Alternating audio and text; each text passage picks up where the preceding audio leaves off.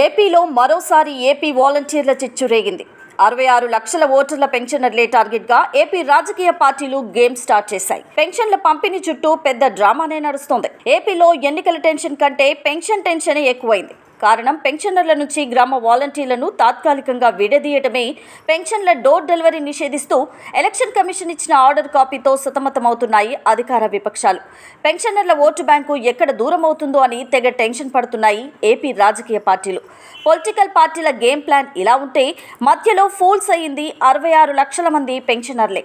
అసలే మండే ఎండలు, దాంతోని అవ్వా తాతలు, పండు ముసలి వాళ్ళు, కొందరైతే వికలాంగులు, వితంతువులు, వీళ్ళంతా మండుటెండలో వెళ్లి క్యూలో నిలబడి వేలిముద్ర వేసి పెన్షన్ తీసుకునే పరిస్థితి లేనివారు. అటువంటి వారికి ఈ దుస్థితి రావడానికి కారణం ఎవరంటే టీడీపీ అని సులువుగా చెప్పుకోవచ్చు.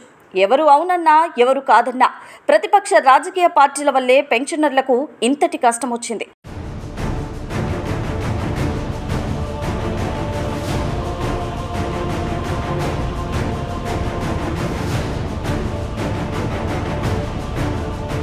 టీడీపీ చేసిన కుట్ర వల్లే అవ్వా తాతలకు ఇంతటి కష్టం వచ్చిందంటూ దుమ్మెత్తిపోస్తున్నారు వైసీపీ అధికారులు. ఈ నెల 10వ తేదీ దాకా పెన్షన్ల పంపిణీ ప్రశ్నార్థకరమే అంటున్నారు కొంతమంది అధికారులు. మండే ఎండలో వెళ్లి క్యూలో నిలబడి పెన్షన్ తీసుకునే పరిస్థితికి కారణం టీడీపీ అంటూ మండిపడుతున్నారు ఏపీ ఓటర్లు. మొత్తానికి ఏపీలో ఎన్నికల టెన్షన్ పక్కన పెట్టి గ్రామ వాలంటీర్ల రచ్చ మళ్లీ మొదలైంది. ఈ నెల వచ్చే నెల పెన్షనర్లకు టైంకి పెన్షన్ అందటం కష్టమే అవుతోంది.